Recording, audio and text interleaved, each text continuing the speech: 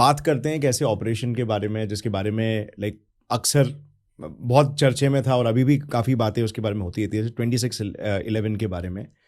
तो सर उसमें MARCOS was involve and you were also involve, so उसमें क्या डिफ़िकल्टी लेवल था उस ऑपरेशन का? क्या आप एक ग्राउंड रियलिटी बता सकते हैं उस टाइम की?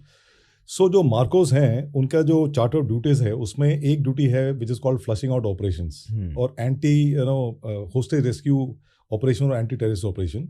सो ये जो ऑपरेशन जिसको अंजाम दिया था MARCOS were the first people to go there, तो वो उस ऑपरेशन का पार्ट था। अब होता क्या है कि जो मार्कोस की जो डिप्लॉयमेंट होती है वो तब होती है जबकि ऐसा कोई हादसा मार्कोस के जो नेवी के जो एरिया ऑफ इन्फ्लुएंस है उसके अंदर हो, जैसे कि नेवल बेस के अंदर हो जाए या नेवल डॉकयार्ड के अंदर हो जाए, तब हम मार्कोस को डिप्लॉय कर। सिमिलरली आर्मी के अगर कैंटोनमेंट के अंदर हो जाए तो आर्मी पैरा एसएफ इस्तेमाल करती है। लेकिन एरिया से बाहर सिविल एरिया में जब होता है तो ये एनएसजी का काम है। नाउ सबको पता है कि एनएसजी का बड़ा बेस मानेसर में है, दिल्ली में है, तो वहाँ से कहीं और जाना थोड़ा सा दिक्कत की बात है, टाइम लगता है, उसमें 5-6 घंटे तो लग ही जाते हैं। तो उसके पहले जो क्राइसिस मैनेजमेंट ग्रुप मीट करता है उसके बाद डिसीजन लेने में थोड़ा टाइम लगता है, तो पूरा मिला के 6-8 घंटे तो कहीं गए नहीं। खैर अभी ये मामला चेंज हो गया, लेकिन उस समय की बात ऐसी थी। राइट। तो क्या हुआ कि देयर इज एक और वो है add to civil power.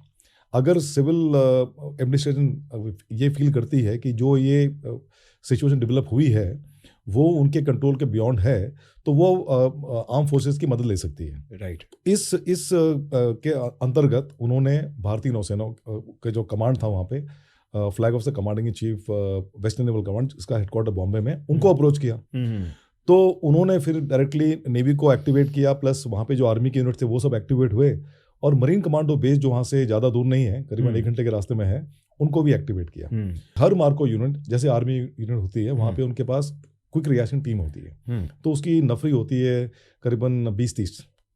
They are always 24/7 365 days वो उसमें ready to launch for any operation like this. Right. ऐसा होता है उनका। तो दीज पीपल वेर डिप्लॉयड, और उसके बाद जब ये वहाँ बॉम्बे पहुँचे तो करीबन रात के 12:30-1 बज रहे थे। हाँ। उस समय जो सीन था वो काफ़ी भयानक सीन था, क्योंकि लोग पुलिस वाले बाहर थे, प्रेस भी वहाँ था, काफ़ी लोग वहाँ पे ज़मीन पे लहूलुहान हो रखे थे, सम पीपल आर डेड, और anti terrorist squad of Mumbai police was there, Mumbai police भी वहाँ तैनात थी। तो MARCOS were the first special forces to be deployed there. Right. तो अभी क्या होता है कि जब भी आप कोई नई जगह में जाते हो और आपको फ्लशिंग आउट ऑपरेशन करना है, तो पहले तो आपको इंटेलिजेंस ये मिलनी चाहिए कि कितने टेररिस्ट हैं, या कितने टेररिस्ट हो चाहे कोई और हो जो ऐसे करवा रहा है, कितने हैं और वो कहाँ हैं। उसके लिए आपको पूरा लेआउट की बहुत इंपॉर्टेंट है। So the first thing is layout. अब लेआउट किसी बात उस समय था नहीं। Second thing is CCTV room, उसमें जाके देखो कि भाई सीसीटीवी कैमरा में क्या दिख रहा है आपको। उन्होंने क्या किया था कि सीसीटीवी कैमरा में भी आग लगा कर रखी थी, उसमें काफी डैमेज करके रखा था। तो फॉर्चुनेटली क्या हुआ कि जो ताज का जो स्टाफ था और ताज का सिक्योरिटी स्टाफ था, दे वर वेरी ब्रेव। उन्होंने मार्कोस को अपने साथ ले जाना शुरू किया, एंड मार्कोस ने ये डिसाइड किया कि सबसे पहले हम क्या करेंगे, हम लोग रूम टू रूम क्लियरेंस करेंगे। वो एक ड्रिल होता है, उसमें आपको हर रूम में जाना पड़ता है और उनको क्लियर करना पड़ता है कि उसमें कोई टेररिस्ट तो नहीं है या कोई ऐसा नहीं है। उसके बाद अब जितने वहाँ बंदे हैं उनको निकालना पड़ता है। तो ये लोग आई थिंक फर्स्ट और सेकंड फ्लोर में रूम टू रूम क्लियरेंस कर रहे थे। ये काफ़ी टीडियस जॉब है एंड थोड़ा रिस्की भी है, बिकॉज यू नेवर नो कि अंदर कौन है। राइट।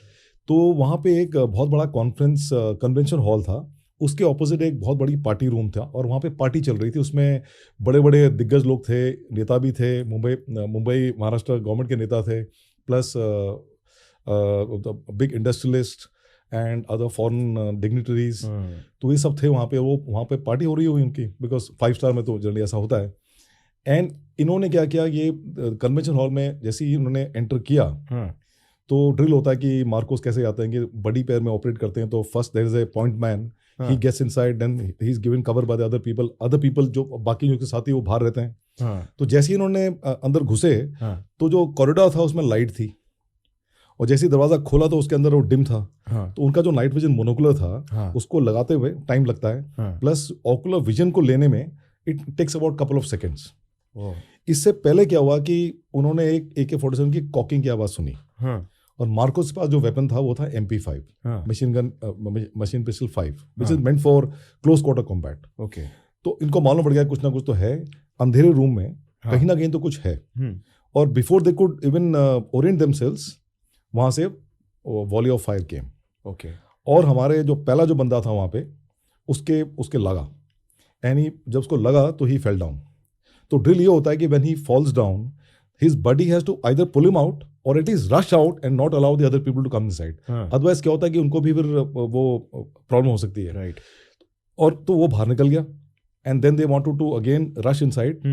तो उस बीच क्या हुआ कि जो लड़का हमारा जिसको लगा था, fortunately he was not grievously wounded, but he was definitely injured. उन्होंने क्या किया कि अपना ग्रेनेड निकाला और एक ग्रेनेड फेंका उस तरफ जहाँ से वॉली ऑफ फायर आ रही थी। खुद भी फायरिंग वायरिंग भी काफ़ी की।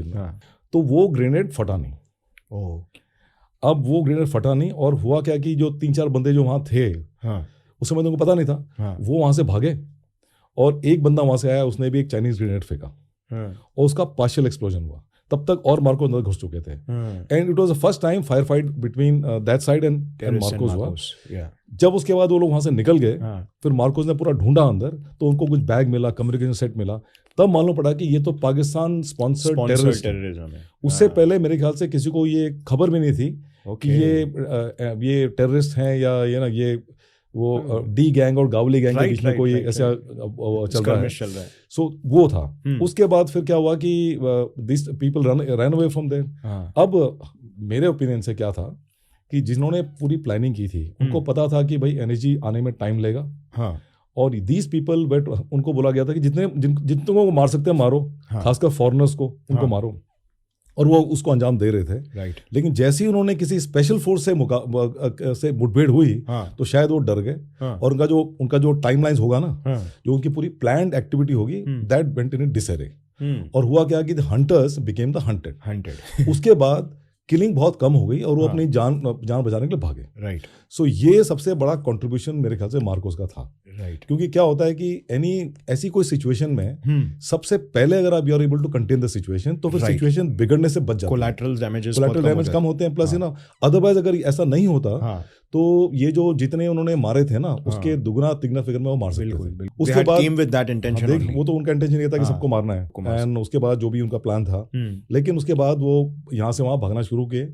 एंड देन बट मार्कोस को पता था कि भाई इतने बड़े होटल में with a small strength you can't actually start chasing the people when there are other people there, उनको बचाना भी है। राइट। तो फिर उन्होंने फिर लोगों को वहां से निकालना शुरू किया, बचाना शुरू किया। तो मेरे ख्याल से सुबह 4-5 बजे तक दे हैड एक्चुअली ये जो इनकाउंटर हुआ, ये 4-4:30 बजे की बात है। एंड उसके बाद उन्होंने कम से कम 150 और 250 लोगों को वहाँ से उसी रात निकाल के एंड टू सेफ्टी लेके आ गए थे। फिर अगले दिन सुबह नेशनल सिक्योरिटी गार्ड्स वाले आए, उन्होंने फिर थोड़ा सा हैंडिंग ओवर टेक ओवर की, वो जो होता ही है, बिकॉज मार्कोस ऑलरेडी इनसाइड। तो फिर I think for some time MARCOS did joint operation with them. उसके बाद MARCOS came out, and then NSG ने इस पूरे ऑपरेशन को अंजाम दिया, and all the terrorist were killed.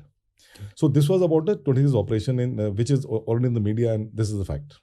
अगर आपको ये क्लिप पसंद आई तो पूरे पॉडकास्ट का लिंक नीचे डिस्क्रिप्शन में। Indulge and enjoy.